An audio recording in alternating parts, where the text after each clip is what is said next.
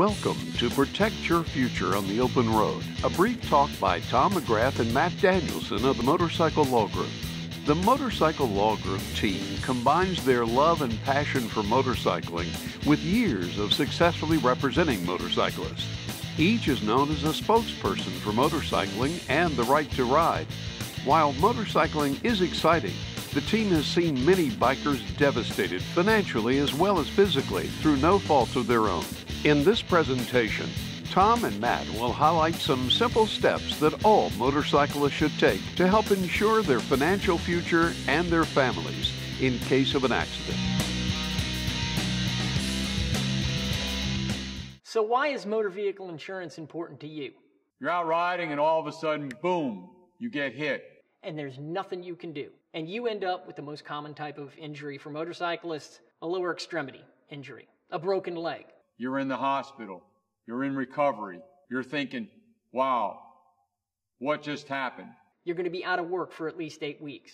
And you've got lost wages. What you're thinking is, I'm going to hire a lawyer, I'm going to sue that person that hit me, and I'm going to get a recovery. Most people on the road today are driving on the minimum insurance that they can buy because it's the cheapest. So no matter what your injury is, no matter how severe it is, you are going to be restricted to the amount of coverage they have. And in some states, that can be as low as $15,000. Others, 20, 25, 30. It's not a lot of insurance. If someone has the minimum limits, they're not going to have enough to cover your injury in a situation like that. So what's the solution to this problem? Well, there is a solution. It's called uninsured and underinsurance coverage. In many states, you can buy coverage to protect you when the driver that hurts you doesn't have enough coverage to cover your injury. So it's really, really, really important that you purchase all the uninsured and underinsurance you can afford. You may be concerned that that's going to cost you a lot of money. You'd be surprised. Talk to your agent or start calling around to insurance companies. Can you afford an oil change? Can you afford 2 oil changes a year? That's about what you're looking at paying. You want both uninsured and underinsurance, because if the person who hits you is uninsured, wow, that's an even worse scenario. So you have to have high uninsured motorists on your policy and also high underinsurance. It protects you against somebody who went down the street and said to their agent, I want you to sell me whatever the state says I have to have. And that's what over 85% of the people have. Nobody in your neighborhood and no one that you know goes to their insurance agent and says, sell me all the coverage that you can sell me on my vehicle. So there's only one way to protect yourself, and that's for you to buy more uninsured and underinsured on your policy.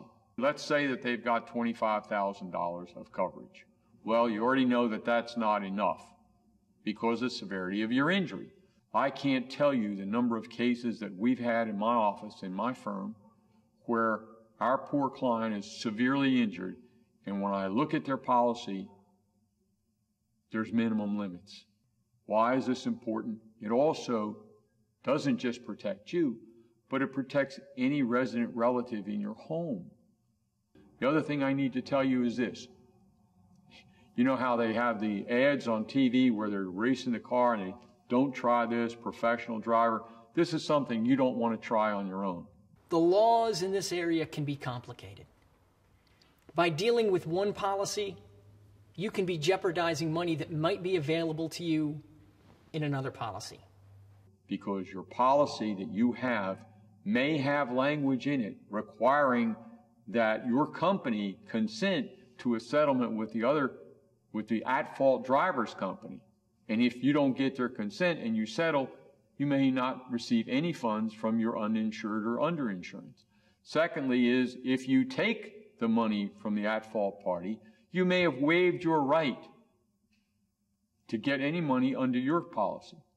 So a lawyer is very, very important.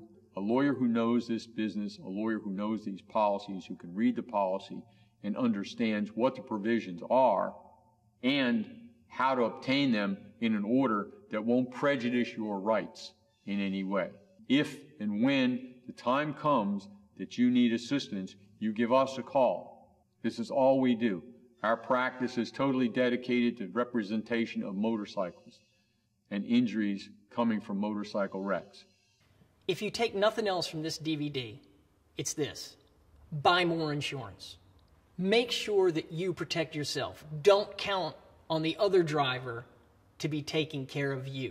You call your agent, you sit down with your agent and you say, I want the maximum that I can have on these policies, the maximum coverage, and make sure you have that uninsured and underinsured, because in a lot of states, you must ask for it. The bottom line, check the laws of your state to find out how you can best protect yourself.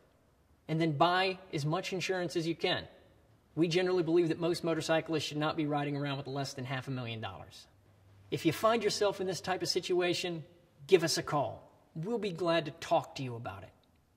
And if you need help, we'll be there to make sure that you get it. Be safe out there. Take care of yourself on the road.